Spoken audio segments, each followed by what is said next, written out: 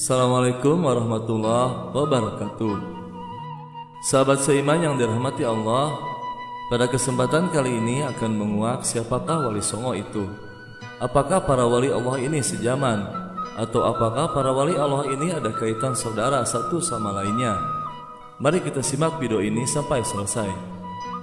Wali Songo adalah para wali Allah yang berjumlah 9 orang, yaitu diantaranya Syekh Maulana Malik Ibrahim, Sunan Ampel, Sunan Giri, Sunan Bonang, Sunan Derajat, Sunan Kalijaga, Sunan Kudus, Sunan Muria, serta Sunan Gunung Jati. Mereka tidak hidup pada saat yang persis bersamaan, namun satu sama lainnya mempunyai keterkaitan yang erat, yaitu ikatan darah atau saudara, dan juga dalam hubungan guru dan murid. Syekh Maulana Malik Ibrahim adalah yang tertua. Sunan Ampel adalah anak dari Syekh Maulana Malik Ibrahim. Sunan Giri adalah keponakan dari Syekh Maulana Malik Ibrahim, yang berarti juga sepupu dari Sunan Ampel. Sunan Bonang dan Sunan Derajat adalah anak Sunan Ampel. Sunan Kalijaga merupakan sahabat sekaligus murid dari Sunan Bonang. Sunan Muria adalah anaknya Sunan Kalijaga. Sunan Kudus adalah murid dari Sunan Kalijaga, dan Sunan Gunung Jati adalah sahabat para sunan kecuali Syekh Maulana Malik Ibrahim yang lebih dulu meninggal. Mereka tinggal di pantai utara Jawa dari awal abad 15 hingga pertengahan abad 16 di 3 wilayah penting, yaitu daerah Surabaya, Gresik, Lamongan yang berada di Jawa Timur, Demak, Kudus, Muria yang berada di Jawa Tengah, serta Cirebon yang berada di Jawa Barat. Mereka adalah para intelektual yang menjadi pembaharu masyarakat pada masanya. Mereka mengenalkan berbagai bentuk peradaban baru, mulai dari kesehatan, bercocok tanam, niaga, kebudayaan dan kesenian, kemasyarakatan hingga pemerintahan. Pesantren Ampel Denta dan Giri adalah 2 institusi pendidikan paling penting di masa itu. Dari Giri, peradaban Islam berkembang ke seluruh wilayah timur Nusantara. Sunan Giri dan Sunan Gunung Jati bukan hanya ulama, namun juga pemimpin pemerintahan. Sunan Giri, Sunan Bonang, Sunan Kalijaga, dan Sunan Kudus adalah kreator karya seni yang pengaruhnya masih terasa hingga sekarang. Sedangkan Sunan Muria adalah pendamping sejati kaum jelata. Era Wali Songo adalah era berakhirnya dominasi Hindu-Buddha dalam budaya Nusantara yang digantikan dengan kebudayaan Islam. Mereka adalah simbol penyebaran Islam di Indonesia, khususnya di tanah Jawa. Tentu saja banyak juga tokoh lain yang ikut juga berperan. Namun peranan mereka yang sangat besar dalam mendirikan kerajaan Islam di Jawa, juga pengaruhnya terhadap kebudayaan masyarakat secara luas, serta dakwah secara langsung, membuat 9 wali ini lebih banyak disebut dibandingkan dengan yang lain. Masing-masing tokoh tersebut mempunyai peran yang unik dalam penyebaran agama Islam, mulai dari Maulana Malik Ibrahim yang menempatkan diri sebagai tabib dari kerajaan Hindu Majapahit, Sunan Giri yang disebut para kolonis sebagai paus dari timur, hingga Sunan Kalijaga yang menciptakan karya kesenian dengan menggunakan nuansa yang dapat dipahami oleh masyarakat Jawa. Yang pertama adalah Syekh Maulana Malik Ibrahim. Syekh Maulana Malik Ibrahim atau Makdum Ibrahim Ar-Samarkandi diperkirakan lahir di Samarkand, Asia Tengah pada awal abad ke-14. Syekh Maulana Malik Ibrahim kadang juga disebut sebagai Syekh Maghribi. Beliau bersaudara dengan Syekh Maulana Ishaq, ulama yang terkenal di Samudra Pasai, sekaligus ayah dari Sunan Giri atau Raden Paku. Syekh Maulana Malik Ibrahim dan Syekh Maulana Ishaq adalah anak dari seorang ulama Persia yang bernama Syekh Maulana Jumadil Kubro yang menetap di Samarkand. Maulana Jumadil Kubro diyakini sebagai keturunan ke-10 dari Sayyidina Husain, cucu Nabi Muhammad SAW. Maulana Malik Ibrahim pernah bermukim di Champa yang sekarang Kamboja selama 13 tahun sejak tahun 1379 Masehi. Beliau menikahi putri raja yang memberinya 2 putra. Mereka adalah Raden Rahmat atau yang dikenal dengan Sunan Ampel dan Sayyid Ali Murtada alias Raden Santri. Karena merasa cukup menjalankan misi dakwah di negeri itu, pada tahun 1392 Masehi, Maulana Malik Ibrahim hijrah ke Pulau Jawa, meninggalkan keluarganya untuk berdakwah dan menyebarkan ajaran Islam. Daerah yang ditujunya pertama kali yaitu Desa Sembalo, daerah yang masih berada dalam wilayah kekuasaan Majapahit. Desa Sembalo sekarang adalah daerah Leran, Kecamatan Manyar, 9 km utara kota Gresik. Aktivitas pertama yang dilakukannya ketika itu adalah berdagang dengan cara membuka warung. Warung itu menyediakan kebutuhan pokok dengan harga yang murah. Selain itu, secara khusus, Syekh Malik Ibrahim juga menyediakan diri untuk mengobati masyarakat secara gratis. Sebagai tabib, ia pernah diundang untuk mengobati istri raja yang berasal dari Campa. Besar kemungkinan permasyuri tersebut masih kerabat istrinya. Beliau juga mengajarkan cara-cara baru bercocok tanam. Ia merangkul masyarakat bawah, kasta yang disisihkan dalam Hindu. Maka sempurnalah misi pertamanya, yaitu mencari tempat di hati masyarakat sekitar yang ketika itu tengah dilanda krisis ekonomi dan perang saudara. Selesai membangun dan menatap pondokan tempat belajar agama di Lerang, pada tahun 1419 Masehi, Syekh Maulana Malik Ibrahim wafat. Makamnya kini terdapat di Kampung Gapura, Gresik, Jawa Timur. Yang kedua adalah Sunan Ampel. Ia adalah putra pertama dari Syekh Maulana Malik Ibrahim. Menurut Baba Tanah Jawi dan Silsilah Sunan Kudus, di masa kecilnya ia dikenal dengan nama Raden Rahmat. Ia lahir di Campa pada tahun 1401 Masehi. Nama Ampel sendiri diidentikan dengan nama tempat di mana ia lama bermukim, di daerah Ampel atau Ampel Denta, wilayah yang kini menjadi bagian dari Surabaya, kota Wonokromo. Sunan Ampel masuk ke Pulau Jawa pada tahun 1443 Masehi bersama Sayyid Ali Murtado sang adik. Pada tahun 1440 sebelum ke Jawa, mereka singgah dulu di Palembang. Setelah 3 tahun di Palembang, kemudian ia melabuh ke daerah Gresik.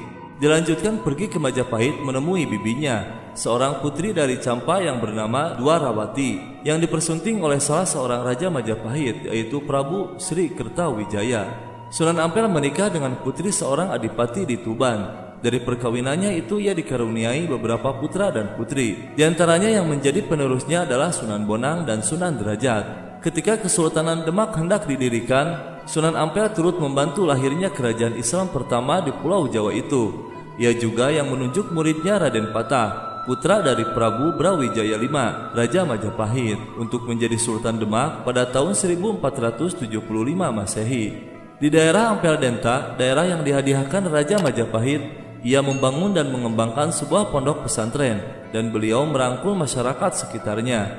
Pada pertengahan abad ke-15, pesantren tersebut menjadi sentra pendidikan yang sangat berpengaruh di wilayah Nusantara, bahkan mancanegara.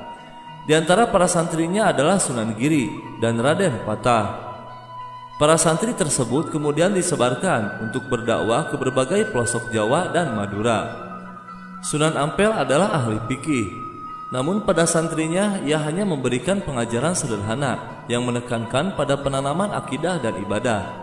Dialah yang mengenalkan istilah Mo'limo, yaitu seruan untuk tidak berjudi, tidak minum minuman keras, tidak mencuri, tidak menggunakan narkotika, dan tidak berzina. Sunan Ampel diperkirakan wafat pada tahun 1481 Masehi di Demak dan dimakamkan di sebelah barat Masjid Ampel, Surabaya. Yang ketiga adalah Sunan Giri. Beliau dijuluki yaitu Raden Paku alias Muhammad Ainul Yakin. Sunan Giri lahir di Belambangan yang sekarang adalah Banyuwangi pada tahun 1442 Masehi. Ada juga yang menyebutnya dengan julukan Jaka Samudra, sebuah nama yang dikaitkan dengan masa kecilnya yang pernah dibuang oleh keluarga ibunya seorang putri Raja Belambangan yang bernama Dewi Sekardadu ke laut. Raden Paku kemudian diangkat anak oleh Nyai Semboja. Ayahnya adalah Syekh Maulana Ishaq, saudara kandung dari Syekh Maulana Malik Ibrahim. Maulana Ishaq berhasil mengislamkan istrinya, tetapi gagal mengislamkan sang mertua. Oleh karena itulah ia meninggalkan keluarga istrinya berkelana hingga ke Samudra Pasai. Sunan Giri kecil menuntut ilmu di pesantren misannya Sunan Ampel, tempat di mana Raden Patah juga belajar. Ia sempat berkelana ke Malaka dan Pasai. Setelah merasa cukup ilmu, ia membuka pesantren di daerah perbukitan Desa Sidomukti, selatan Gresik. Dalam bahasa Jawa, bukit adalah giri, maka ia dijuluki Sunan Giri. Pesantrennya tak hanya dipergunakan sebagai tempat pendidikan, namun juga sebagai pusat pengembangan masyarakat. Raja Majapahit konon karena khawatir Sunan Giri akan melakukan pemberontakan, maka sang raja memberi keleluasaan kepadanya untuk mengatur pemerintahan. Maka pesantren itu pun berkembang menjadi salah satu pusat kekuasaan yang disebut Giri Kedaton. Sebagai pemimpin pemerintahan, Sunan Giri juga disebut sebagai Prabu Satmata. Giri Kedaton tumbuh menjadi pusat politik yang penting di tanah Jawa. Ketika Raden Patah melepaskan diri dari Majapahit, Sunan Giri malah bertindak sebagai penasihat dan panglima militer Kesultanan Demak. Hal tersebut tercatat dalam Babad Demak, dan selanjutnya Demak tidak lepas dari pengaruh dan nasihat dari Sunan Giri, yang diakui juga sebagai mufti, pemimpin tertinggi keagamaan setanah Jawa. Giri Kedaton bertahan hingga 200 tahun lamanya. Salah seorang penerusnya adalah Pangeran Singosari, yang dikenal sebagai tokoh paling gigih yang menentang kolusi VOC dan Amangkurat II pada abad ke-18. Para santri pesantren Giri juga dikenal sebagai penyebar Islam yang gigih ke berbagai pulau, seperti Kebawean, Kangean, Madura, Haruku, Ternate hingga Nusa Tenggara. Penyebaran Islam ke Sulawesi Selatan, Sunan Giri mengutus Datuk Ribandang dan 2 sahabatnya. Mereka adalah murid Sunan Giri yang berasal dari Minangkabau. Dalam keagamaan, ia dikenal karena pengetahuannya yang luas dalam ilmu fikih. Orang-orang pun menyebutnya sebagai Sultan Abdul Faqih. Ia juga pencipta karya seni yang luar biasa. Permainan anak seperti jelungan, lir-ilir, dan cublak suwang yang disebut sebagai kreasi Sunan Giri. Demikian pula dengan gending Asmaradana dan pucung yang bernuansa Jawa namun syarat dengan ajaran Islam. Yang keempat adalah Sunan Bonang. Ia anak dari Sunan Ampel, yang juga cucu dari Syekh Maulana Malik Ibrahim. Nama kecilnya adalah Raden Makdum Ibrahim. Sunan Bonang lahir diperkirakan pada tahun 1465 Masehi dari seorang perempuan yang bernama Nyi Ageng Manila, putri seorang adipati di Tuban. Raden Makdum Ibrahim adalah penemu salah satu jenis gamelan dengan tonjolan di bagian tengahnya atau yang kerap disebut bonang. Dari situlah julukan Sunan Bonang disematkan kepada Raden Makdum Ibrahim. Beranjak remaja, Raden Makdum Ibrahim pergi ke negeri Pasai, Aceh untuk berguru kepada Syekh Maulana Ishaq, ayahanda dari Sunan Giri. Sejak kecil sudah tampak kecerdasan dan keuletan Raden Makdum Ibrahim dalam menuntut ilmu. Selain dibimbing oleh Sunan Ampel dan Syekh Maulana Ishaq, Raden Makdum Ibrahim juga berguru kepada banyak ulama lainnya. Hingga akhirnya Raden Makdum Ibrahim diakui keilmuannya yang mumpuni dalam penguasaan fikih, tasawuf, seni, sastra, arsitektur, dan bela diri. Kelak keterampilan silat Sunan Bonang berguna ketika ia mengalahkan seorang perampok yang bernama Raden Said. Raden Said pun tunduk dan bertobat, kemudian ikut menyebarkan dakwah Islam dan menjadi anggota Wali Songo yang dikenal dengan nama Sunan Kalijaga. Dakwah dari Sunan Bonang dimulai dari Kediri, Jawa Timur. Ia mendirikan langgar atau musola di tepi Sungai Brantas, tepatnya di desa Singkal. Sunan Bonang sempat mengislamkan Adipati Kediri, Arya Wiranata Pada dan putrinya. Usai dari Kediri, Sunan Bonang pergi ke Demak, Jawa Tengah. Oleh Raden Patah, pendiri sekaligus pemimpin pertama Kesultanan Demak, Sunan Bonang diminta untuk menjadi imam masjid Demak. Sebagaimana wali songo lainnya, Sunan Bonang menyebarkan agama Islam melalui media seni dan budaya. Ia menggunakan alat musik gamelan untuk menarik simpati rakyat. Warga berbondong-bondong ingin mendengarkan alunan tembang dari gamelan yang dimainkan oleh Sunan Bonang. Ia merubah sejumlah tembang tengahan Macapat, seperti Kidung Bonang dan sebagainya, hingga akhirnya banyak orang yang bersedia untuk memeluk agama Islam tanpa paksaan. Sunan Bonang juga mahir memainkan wayang serta menguasai seni dan sastra Jawa. Dalam pertunjukan wayang, Sunan Bonang menambahkan ricikan, yaitu kuda, gajah, harimau, garuda, kereta perang, dan rampogani untuk memperkaya pertunjukannya. Sunan Bonang wafat pada tahun 1525 Masehi. Beliau dimakamkan di Kompleks Pemakaman Desa Kutorejo, Tuban, Jawa Timur, atau berada di barat alun-alun dekat Masjid Agung Tuban. Yang kelima adalah Sunan Kalijaga. Dialah wali yang namanya paling banyak disebut masyarakat Jawa. Ia lahir sekitar tahun 1450 Masehi. Ayahnya adalah Arya Wilatika, Adipati Tuban, keturunan dari tokoh pemberontak Majapahit, Ronggolawe. Pada masa itu, Arya Wilatika diperkirakan telah menganut agama Islam. Nama kecil Sunan Kalijaga adalah Raden Said. Ia juga memiliki sejumlah nama panggilan seperti Lokajaya, Syekh Malaya, Pangeran Tuban, atau Raden Abdurrahman. Terdapat beragam versi menyangkut usul-usul nama Kalijaga yang disandangnya. Masyarakat Cirebon berpendapat bahwa nama itu berasal dari dusun Kalijaga di Cirebon. Sunan Kalijaga memang pernah tinggal di Cirebon dan bersahabat erat dengan Sunan Gunung Jati.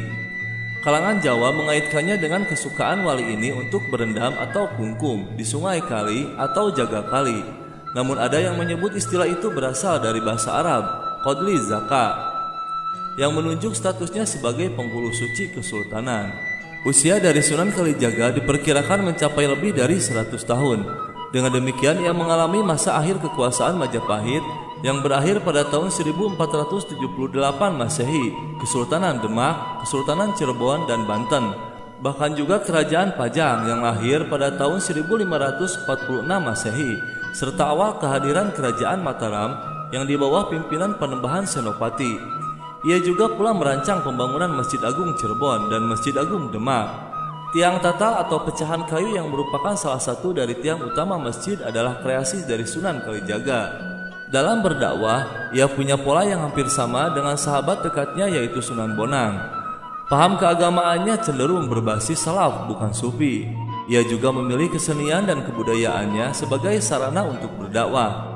Ia sangat toleran pada budaya lokal. Ia berpendapat bahwa masyarakat akan menjauh jika diserang pendiriannya. Maka mereka harus didekati secara bertahap, mengikuti sambil mempengaruhi. Sunan Kalijaga berkeyakinan jika Islam sudah dipahami, dengan sendirinya kebiasaan lama akan hilang. Maka ajaran Sunan Kalijaga ini terkesan sinkretis dalam mengenalkan Islam. Ia menggunakan seni ukir, wayang, gamelan, serta seni suara suluk sebagai sarana dakwah.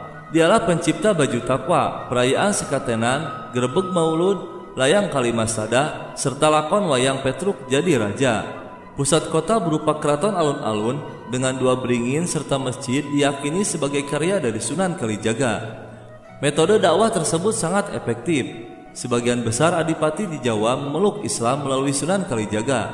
Di antaranya adalah Adipati Padanaran, Kartasura, Kebumen, Banyumas, serta Pajang yang sekarang Kota Gede Yogyakarta. Sunan Kalijaga dimakamkan di Kadilangu daerah selatan Demak.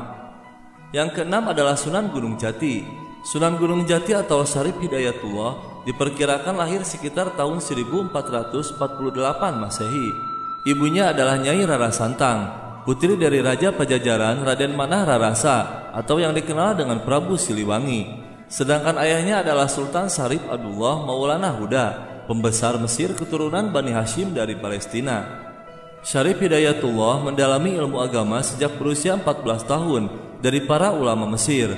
Ia sempat berkelana ke berbagai negara. Menyusul berdirinya Kesultanan Bintoro Demak dan atas restu kalangan ulama lain, ia mendirikan Kesultanan Cirebon yang juga dikenal sebagai Kesultanan Pakuwati. Sunan Gunung Jati memanfaatkan pengaruhnya sebagai putra Raja Pajajaran untuk menyebarkan Islam dari pesisir Cirebon ke pedalaman Pasundan atau Priangan. Dalam berdakwah, ia menganut kecenderungan Timur Tengah yang lugas. Namun ia juga mendekati rakyat dengan membangun infrastruktur berupa jalan-jalan yang menghubungkan antar wilayah. Bersama putranya Maulana Hasanuddin, Sunan Gunung Jati juga melakukan ekspedisi ke Banten. Penguasa setempat pucuk umum menyerahkan sukarela penguasaan wilayah Banten tersebut yang kemudian menjadi cikal bakal Kesultanan Banten. Pada usia 89 tahun, Sunan Gunung Jati mundur dari jabatannya untuk hanya menekuni dakwah. Kekuasaan itu diserahkannya kepada Pangeran Pasarean. Pada tahun 1568 Masehi, Sunan Gunung Jati wafat pada usia 120 tahun di Cirebon. Ia dimakamkan di daerah Gunung Sembung, Gunung Jati, sekitar 15 km sebelum kota Cirebon dari arah barat. Yang ketujuh adalah Sunan Derajat. Nama kecilnya adalah Raden Kosim. Ia anak Sunan Ampel. Dengan demikian ia bersaudara dengan Sunan Bonang. Sunan Derajat lahir pada tahun 1470 Masehi. Sunan Derajat mendapat tugas pertama kali dari ayahnya untuk berdakwah ke pesisir Gresik. Ia kemudian terdampar di Dusun Jelok, pesisir Banjarwati atau yang sekarang Lamongan. Tapi setahun berikutnya Sunan Derajat berpindah lagi 1 km ke selatan dan mendirikan padepokan santri dalam Duwur yang kini bernama Desa Derajat, Paciran, Lamongan.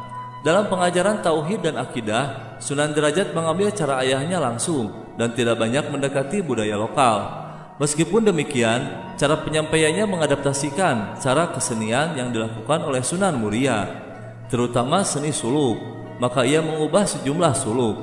Di antaranya adalah suluk petuah, berilah tongkat pada si buta, atau beri makan pada yang lapar, atau beri pakaian pada yang telanjang.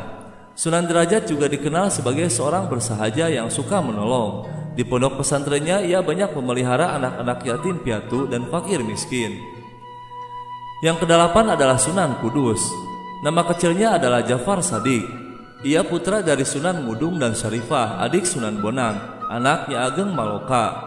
Yang disebutkan bahwa Sunan Mudung adalah salah seorang putra sultan di Mesir yang berkelana hingga ke tanah Jawa. Di Kesultanan Demak, ia pun diangkat menjadi panglima perang. Sunan Kudus banyak berguru kepada Sunan Kalijaga.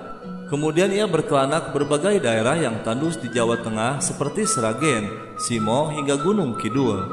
Cara berdakwahnya pun meniru pendekatan Sunan Kalijaga, yaitu sangat toleran pada budaya setempat, bahkan lebih halus. Sunan Kudus mendekati masyarakatnya dengan memanfaatkan simbol-simbol Hindu dan Buddha. Hal itu terlihat dari arsitektur Masjid Kudus, bentuk menara, gerbang, dan pancuran atau padasan wudhu yang melambangkan 8 jalan Buddha, sebuah wujud kompromi yang dilakukan oleh Sunan Kudus. Sewaktu-waktu ia memancing masyarakat untuk pergi ke masjid mendengarkan tabliknya. Untuk itu ia sengaja menambatkan sapinya yang diberi nama Kebo Gumarang yang disimpan di halaman masjid. Orang-orang Hindu yang mengagungkan sapi menjadi simpati, apalagi setelah mereka mendengar penjelasan Sunan Kudus tentang surat Al-Baqarah yang berarti sapi betina. Sunan Kudus juga mengubah cerita-cerita ketauhidan. Kisah tersebut disusunnya secara berseri, sehingga masyarakat tertarik untuk mengikuti kelanjutannya. Sebuah pendekatan yang tepatnya mengadopsi cerita 1001 malam dari masa kekhalifahan Abbasiyah. Dengan begitulah Sunan Kudus mengikat masyarakatnya. Bukan hanya pendakwah yang seperti itu yang dilakukan Sunan Kudus, sebagaimana ayahnya yang juga pernah menjadi panglima perang Kesultanan Demak. Ia juga bertempur saat Demak di bawah kepemimpinan Sultan Prawata, bertempur melawan Adipati Jipang Arya Penangsang. Dan yang kesembilan adalah Sunan Muria. Sunan Muria adalah putra dari Dewi Saroh, adik kandung Sunan Giri, sekaligus anak Syekh Maulana Ishaq. Nama kecilnya adalah Raden Prawoto. Nama Muria diambil dari tempat tinggal terakhirnya di lereng Gunung Muria, 18 km ke utara kota Kudus. Gaya berdakwahnya banyak mengambil cara ayahnya, Sunan Kalijaga. Namun berbeda dengan sang ayah, Sunan Muria lebih suka tinggal di daerah sangat terpencil dan jauh dari pusat kota untuk menyebarkan agama Islam. Bergaul dengan rakyat jelata sambil mengajarkan keterampilan-keterampilan bercocok tanam, berdagang, dan melaut adalah kesukaannya. Sunan Muria adalah salah satu wali songo yang berdakwah pada masyarakat di sekitar Gunung Muria. Ia menggunakan pendekatan budaya dalam menyampaikan ajaran Islam. Sunan Muria seringkali dijadikan pula sebagai penengah dalam konflik internal di Kesultanan Demak pada tahun 1518 sampai 1530 Masehi. Ia dikenal sebagai pribadi yang mampu memecahkan berbagai masalah, betapapun rumitnya masalah itu. Solusi pemecahannya pun selalu dapat diterima oleh semua pihak yang berseteru. Sunan Muria berdakwah dari Jepara, Tayu, Juwana hingga sekitar Kudus dan Pati. Beberapa hasil kesenian peninggalan Sunan Muria yang masih dipelajari hingga saat ini adalah Tembang Kinanti dan Sinom. Tembang Kinanti menceritakan tentang bimbingan dan kasih sayang orang tua kepada anaknya. Sedangkan Tembang Sinom menceritakan tentang kehidupan masa remaja. Di dalamnya berisi nasihat-nasihat untuk anak-anak remaja. Dalam kisah pewayangan, Sunan Muria mengubah beberapa kisah yang memasukkan unsur-unsur Islami di dalamnya. Salah satu kisah yang dibawakannya adalah Dewa Ruci.